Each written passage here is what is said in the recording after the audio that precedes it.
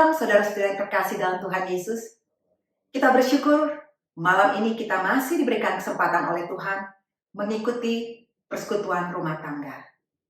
Saudara, topik yang akan saya bawakan pada malam hari ini adalah kenapa Allah tidak adil.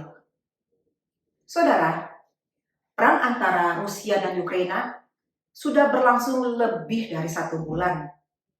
Dan tidak ada tanda-tandanya perang ini akan berakhir. Malahan dengan gilanya, tentara Rusia masih menembakkan dan merusakkan gedung sekolah, rumah ibadah, hospital, apartemen, dan masih banyak lainnya lagi. Selama perang sudah berlangsung lebih dari 1 bulan, ini sudah menewaskan lebih dari ribuan orang dan juga jutaan pengungsi. Belum lagi akibat perang, banyak orang yang tidak bersalah menjadi korban. Anak kecil, wanita, ibu hamil, orang tua. Begitu banyak penderitaan di sana. Begitu banyak rasa sakit hati dan pengorbanan dalam kejadian itu. Melihat kejadian ini, sebagian besar orang bertanya, di mana Tuhan? Kok Tuhan gak adil sih? Kenapa Tuhan gak menolong orang yang lemah? Orang yang tidak berdaya? Kenapa yang jahat si Putin dibiarkan hidup? Kenapa Putin tidak dibiarkan mati saja? Mati mendadak kek? Kena peluru nyasar kek? Saudara, ini adalah salah satu contoh dari ketidakadilan yang terjadi di dunia ini. Dan masih banyak lainnya lagi. Sehingga orang berkata, life is not fair. Atau mungkin saudara adalah orang yang juga berkata, life is not fair. Atau bahkan saudara juga berkata, God is not fair. Saudara, saya tidak tahu apa yang saudara alami saat ini. Mungkin saudara tidak mengalami seperti orang-orang di Ukraina. Tapi mungkin dalam pikiran saudara, saudara berkata, kenapa saya tidak secantik seperti orang lain? Kenapa saya tidak sesehat seperti orang lain? Kenapa saya tidak sekaya seperti orang lain? Atau mungkin saudara sudah percaya kepada Tuhan, mencoba melakukan firman Tuhan, rajin ke gereja, memberi perpuluhan, melayani, tapi mungkin masih mengalami hal-hal buruk terjadi dalam hidup saudara. Atau saudara masih sering mengalami ketidakadilan dalam hidup saudara. Pernahkah saudara mengalami seperti ini? Atau mungkin saudara pernah bertanya bahwa kenapa Allah tidak adil? Masalahnya, benarkah Allah tidak adil? Jawabannya tidak benar. Kenapa? Malam ini kita mau belajar bersama-sama dari firman Tuhan.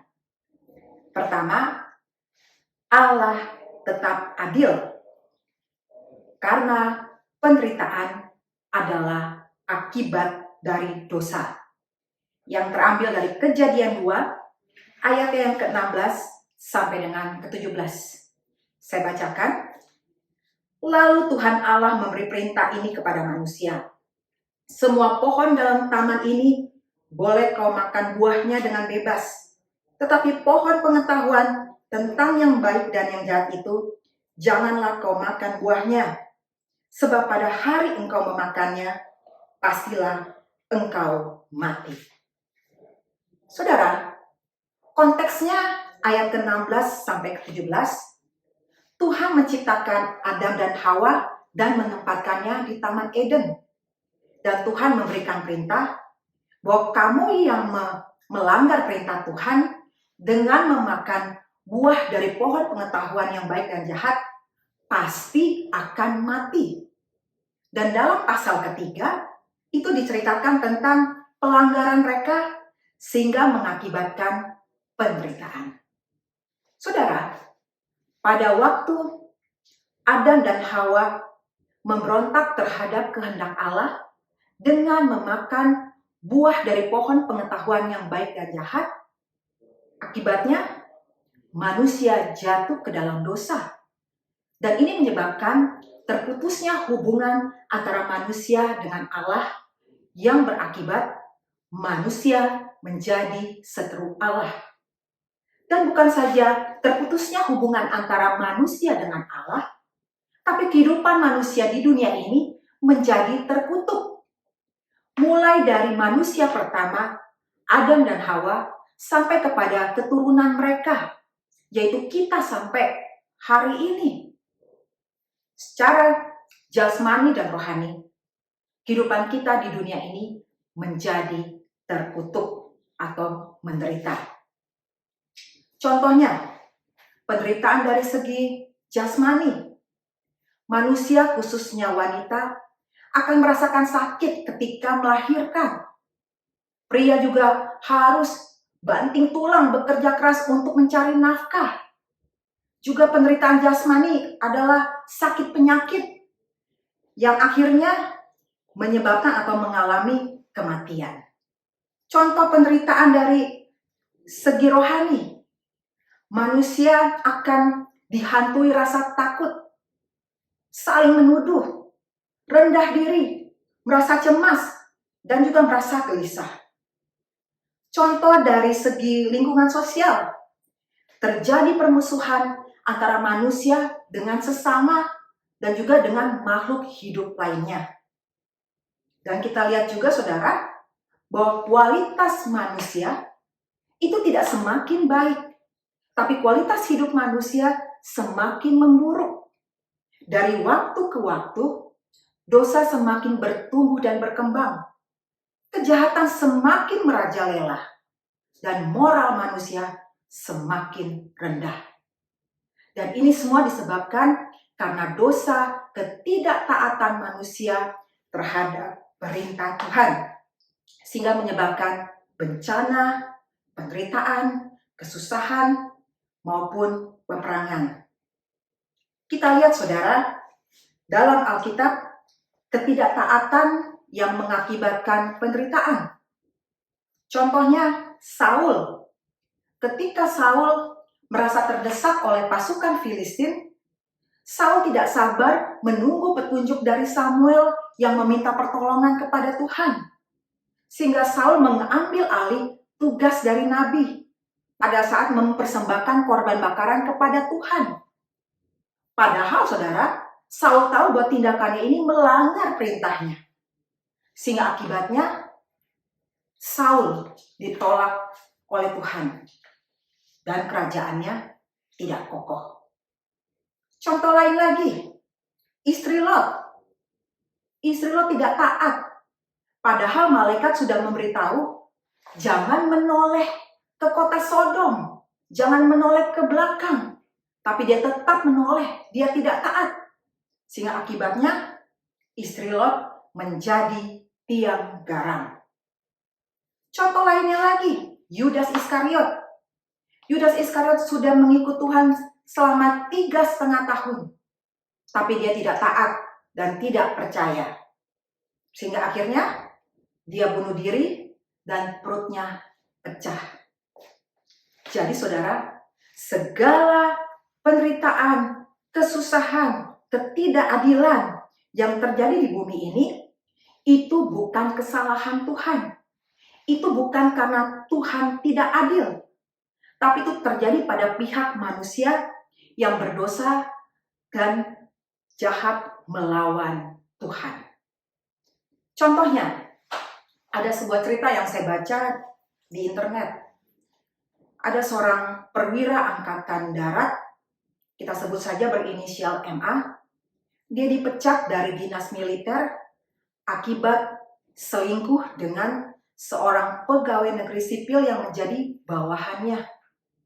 Dan perselingkuhan ini diketahui oleh istrinya pada saat istrinya memeriksa lemari suaminya dan menemukan telepon seluler. Dan ketika istrinya menemukan telepon seluler ini, istrinya menemukan sebuah nomor yang tidak dia kenal. Lalu istrinya menghubungi nomor tersebut Dan ternyata yang mengangkat wanita selingkuhan dari suaminya. Dan dari situlah saudara, terbongkar perselingkuhan mereka. Dan kasus ini dibawa ke sidang militer.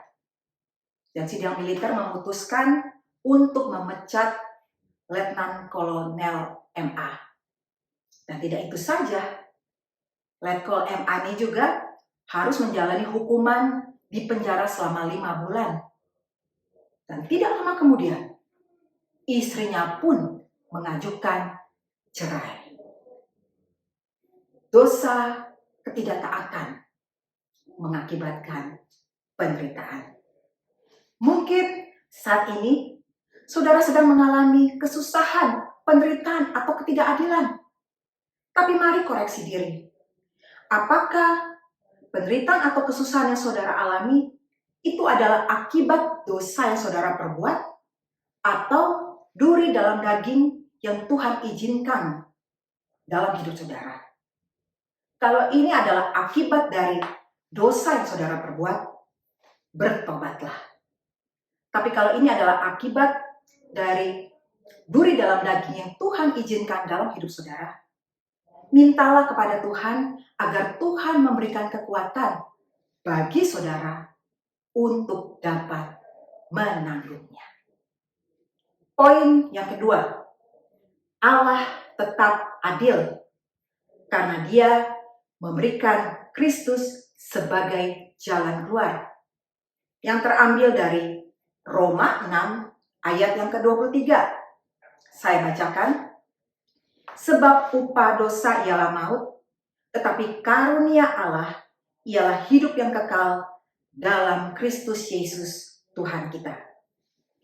Saudara, ayat ini menjelaskan bahwa kasih Tuhan dan anugerah Tuhan melampaui keadilan Tuhan.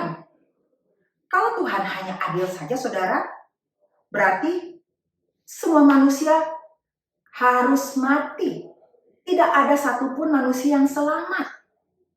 Tapi karena kasih dan anugerah Tuhan melampaui keadilannya, dengan memberikan Kristus sebagai jalan keluar yang menanggung hukuman dosa.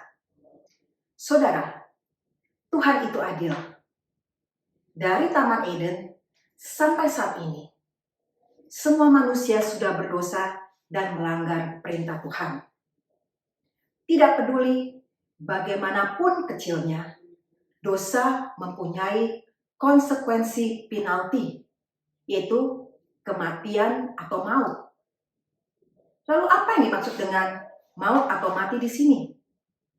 Mati akibat dari dosa adalah kematian kekal. Lalu bagaimana caranya agar terbebas dari dosa? Harus ada harga yang setara dengan nyawa, yaitu kematian sebagai ganti dosa. Karena dosa tidak mungkin bisa dibayar dengan perbuatan baik, dengan amal ibadah, atau cara apapun. Seperti hukuman mati dari pengadilan yang tidak dapat dibayar atau diganti dengan cara apapun juga. Sehingga jalan satu-satunya, Allah Bapa mengirimkan anaknya Yesus untuk mengambil alih hukuman atas dosa manusia. Sebab manusia tidak bisa menebus dirinya sendiri. Yesus harus mati di atas kayu salib. Salib merefleksikan keadilan Tuhan, juga salib merefleksikan kasih Tuhan yang besar. Di satu pihak, Allah itu adil, sebab Dia konsekuen dengan penerapan hukum. Dan di pihak lain, Allah itu adalah Allah yang Maha Kasih, sehingga Ia mengampuni.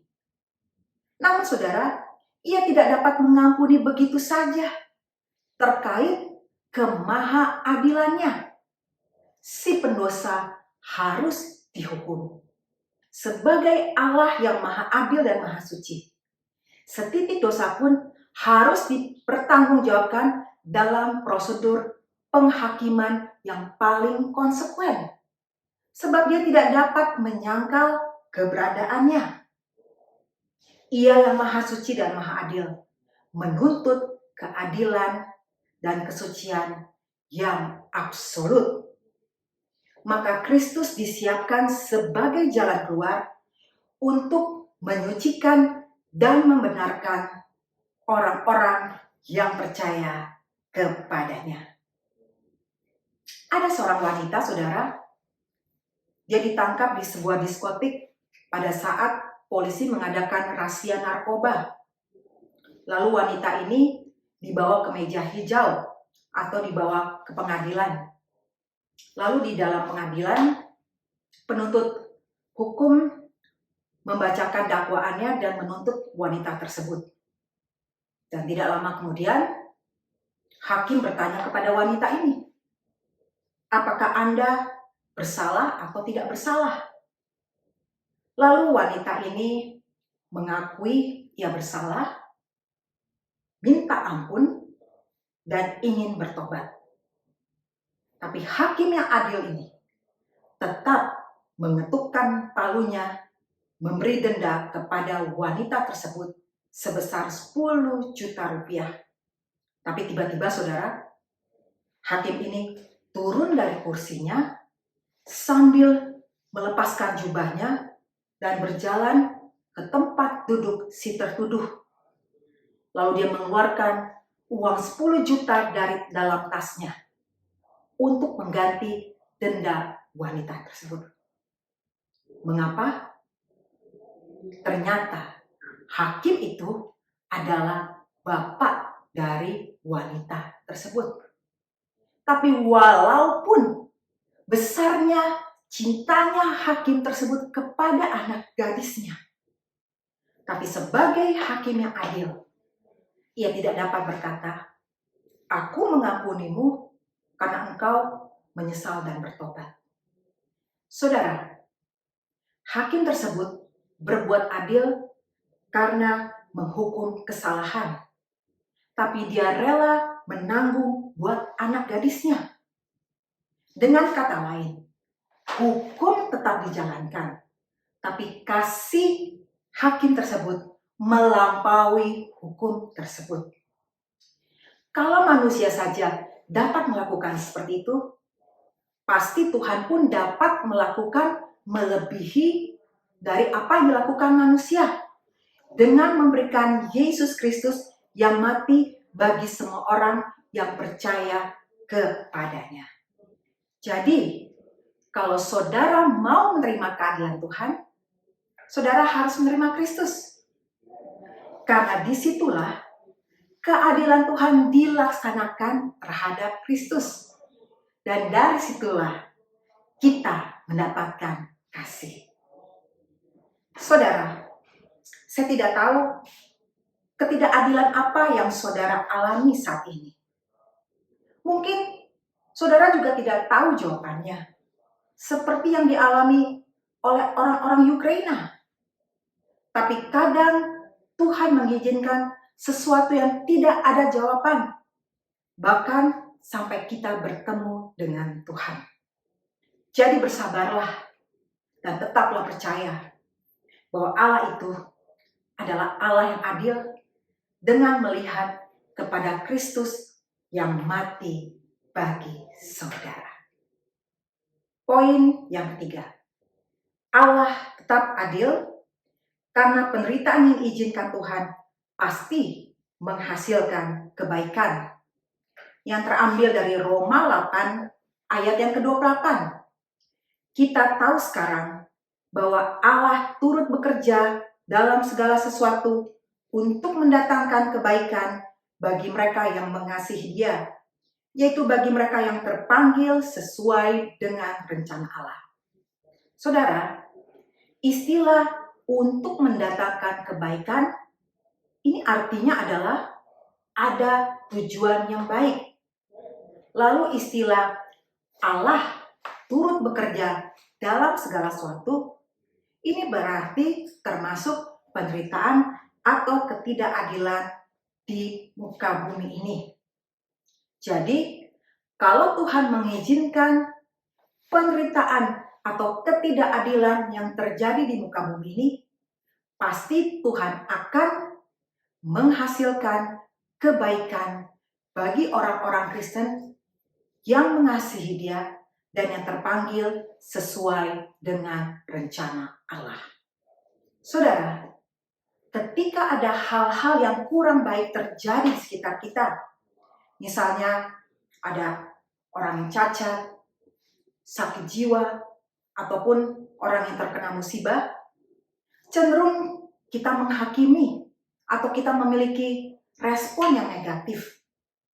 Padahal saudara, ada kalanya Tuhan memakai peristiwa-peristiwa yang menurut penilaian kita seperti sesuatu yang buruk, itu adalah sebagai cara dan sarana untuk membentuk, mempersiapkan, dan menggenapkan rencananya. Seperti halnya dalam Yohanes 9 ayat yang kedua sampai ayat yang ketiga. Ketika ada hal yang kurang baik terjadi, ada seorang anak yang dilahirkan buta. Lalu murid-murid Yesus bertanya, salah siapakah ini? Salah orang buta ini atau salah kedua orang tuanya? Namun, jawaban Yesus membukakan sebuah aspek lain yang kadang kita tidak pikirkan. Yesus menjawab, bukan kesalahan dari anak ini dan juga bukan kesalahan dari orang tuanya. Tapi karena pekerjaan-pekerjaan Tuhan harus dinyatakan di dalam Dia. Saudara, kadang apa yang kita lihat sebagai penderitaan atau ketidakadilan itu fakta akibat dosa. Tapi Allah turut bekerja. Ini berarti saudara, Allah sanggup menambahkan kuasanya yang maha besar melampaui ketidakadilan. Makanya hasilnya kebaikan. Contohnya Yusuf. Yusuf dibuang oleh saudara-saudaranya.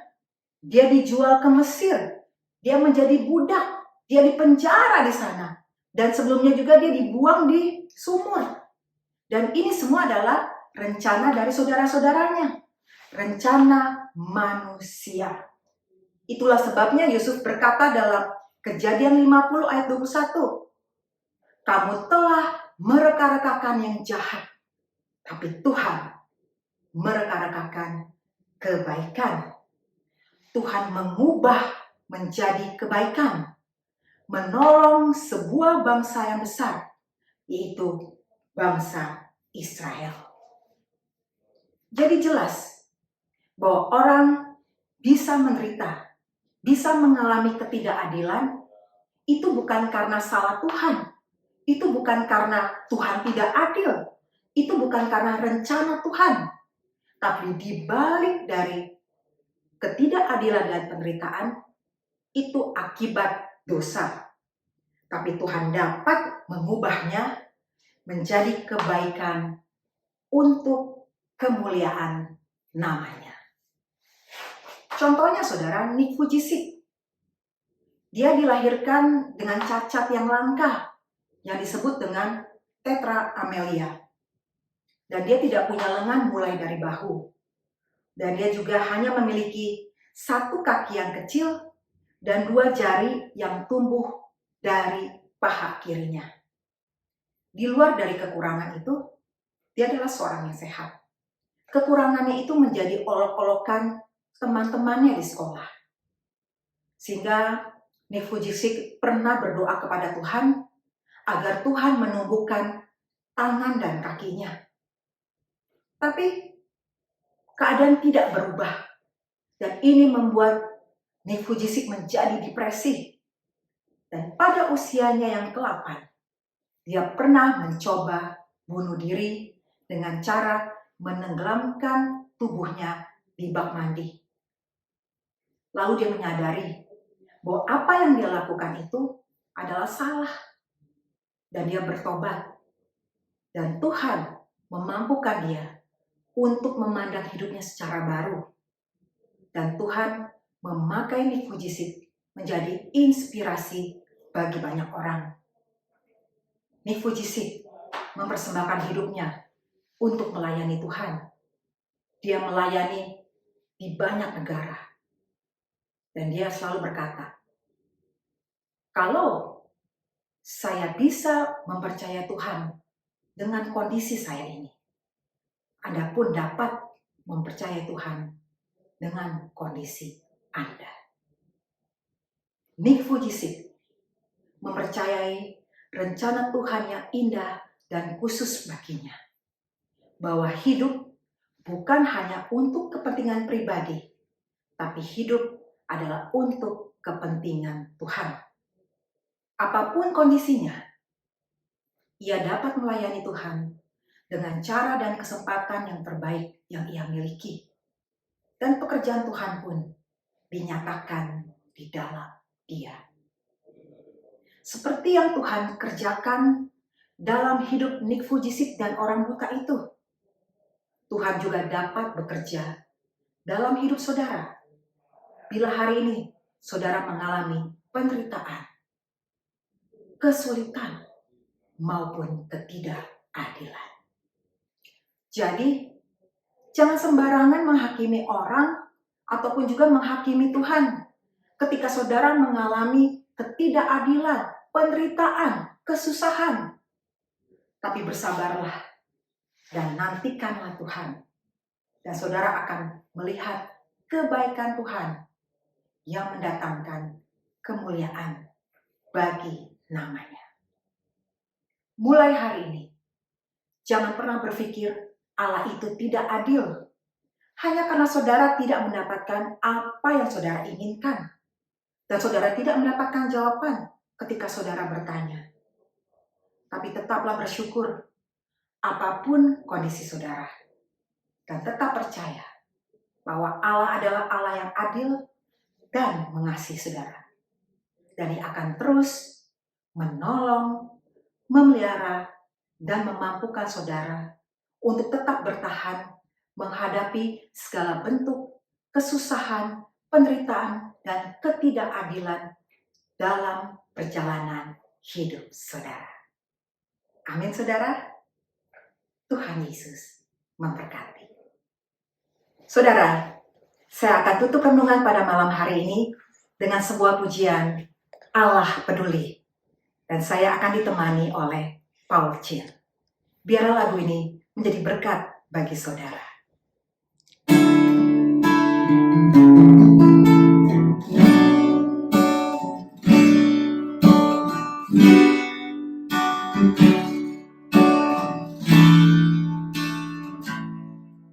Banyak perkara yang tak dapat mengerti, mengapakah harus terjadi di dalam kehidupan ini. Satu perkara yang kusimpan dalam hati, tiada satu pun yang terjadi tanpa Allah peduli.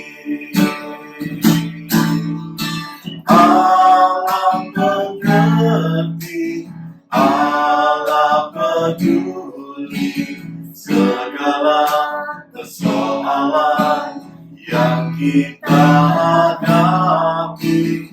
Tak akan pernah dibiarkannya ku bertumbuh sendiri, sebab Allah mengerti.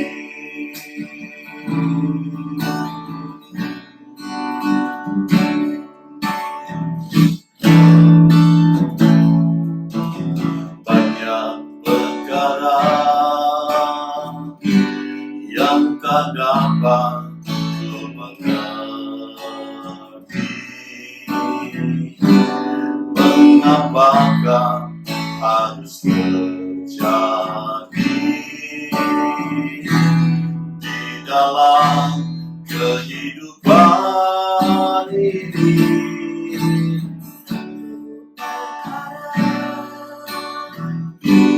Yang kusimpan dalam hati, tiada satu yang terjadi. Tanpa Allah peduli, Allah mengerti, Allah peduli segala persoalan yang kita hadapi. Tak akan pernah dibiarkannya ku bergumul sendiri, sebab Allah mengerti. Allah mengerti, Allah peduli segala persoalan yang kita hadapi. Tak akan pernah dibiarkannya ku bergumul sendiri, sebab Allah mengerti. Tak akan pernah dibiarkannya kau bertumbuh sendiri, sebab Allah mengerti. Sebab Allah mengerti. Sebab Allah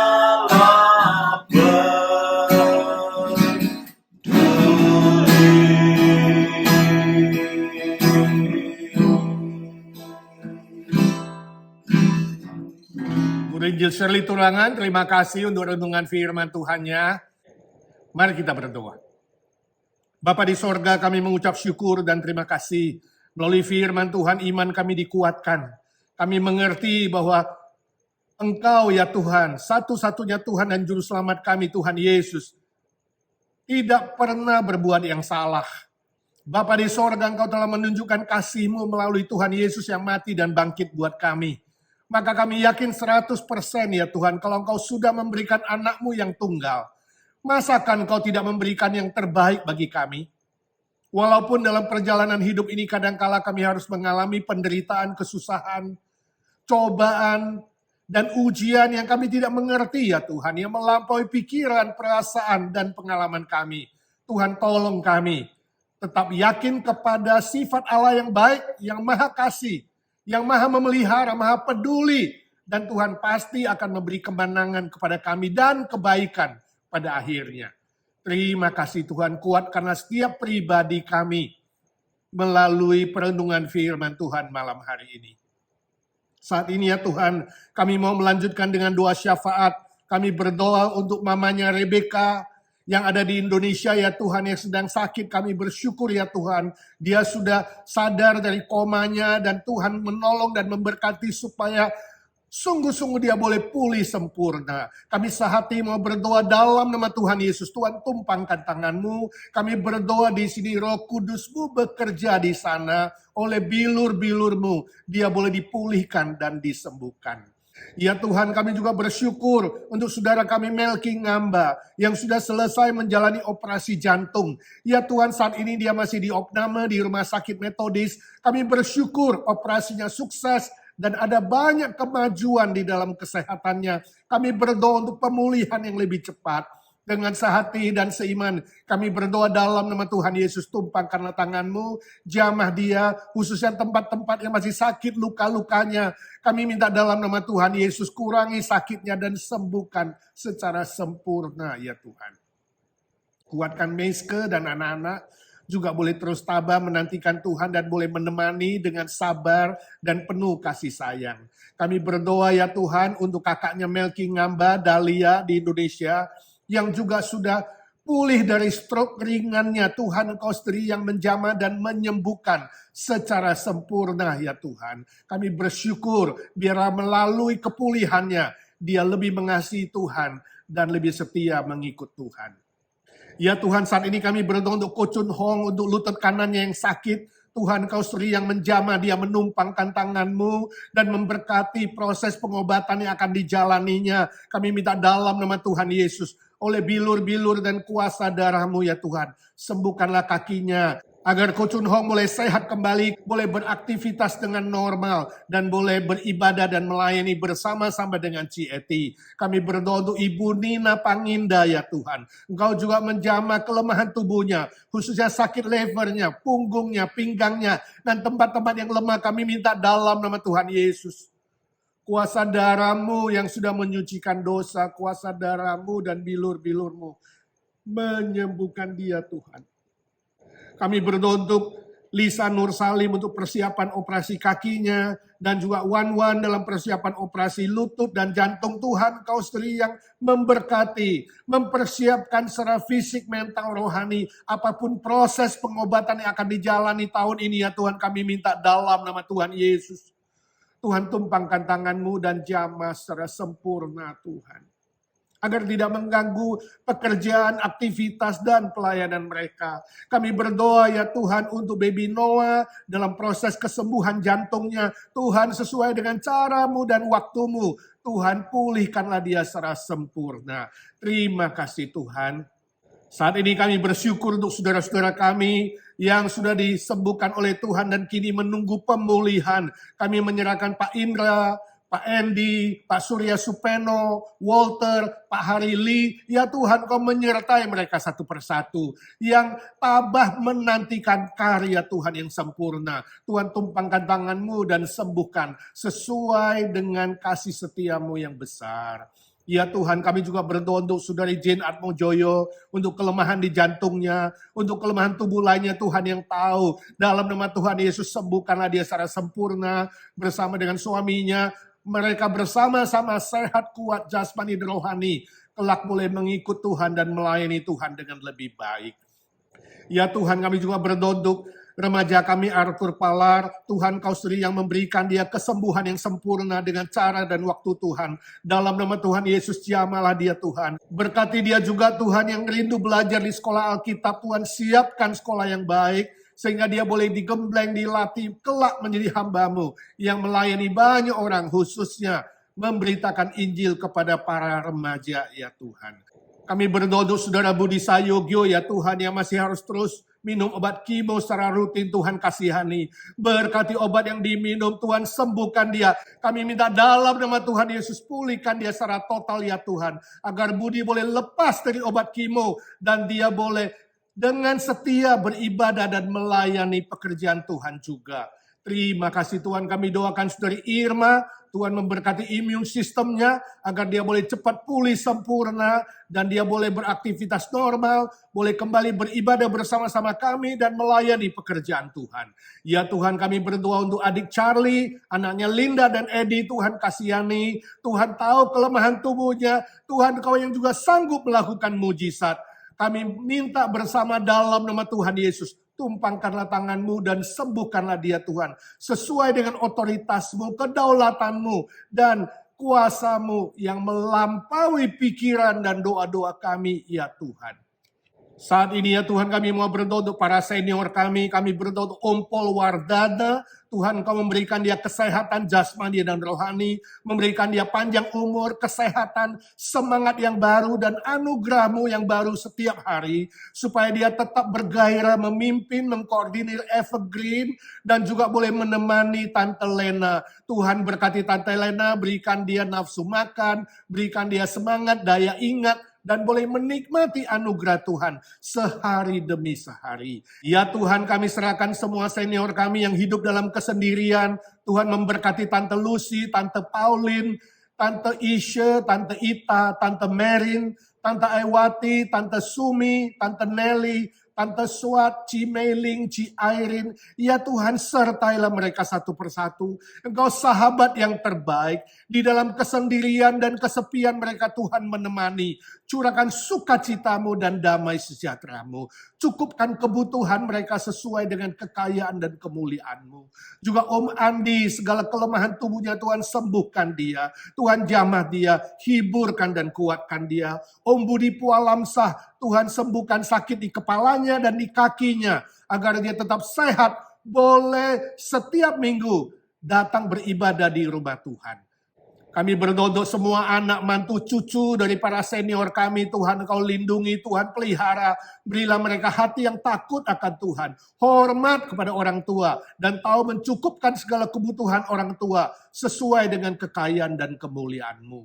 Ya Tuhan, saat ini kami berdoa bersama untuk para majelis, aktivis, dan seluruh jemaat IGNC. Tuhan memberikan kesehatan jasmani dan rohani. Jauhkan dari segala mara bahaya dan cobaan si jahat. Berikanlah kemenangan di dalam menghadapi godaan dan tantangan apapun. Biarlah jemaat Tuhan boleh saling mengasihi, saling menguatkan, saling menghibur dan tetap bersuka cita senantiasa. Bersyukur dalam mengikut Tuhan, dalam beribadah kepada Tuhan dan melayani Tuhan. Kami doakan untuk persiapan pelayanan Jumat Agung dan Paskah minggu yang akan datang. Tuhan, Kau juga memberkati semua aktivis, semua pelayan dan panitia yang sudah mempersiapkan acara dengan sebaik-baiknya. Berkati jemaat-Mu boleh datang satu persatu di dalam Jumat Agung mengingat kesengsaraan-Mu. Dan Paskah merayakan kemenangan-Mu dan kebangkitan-Mu ya Tuhan.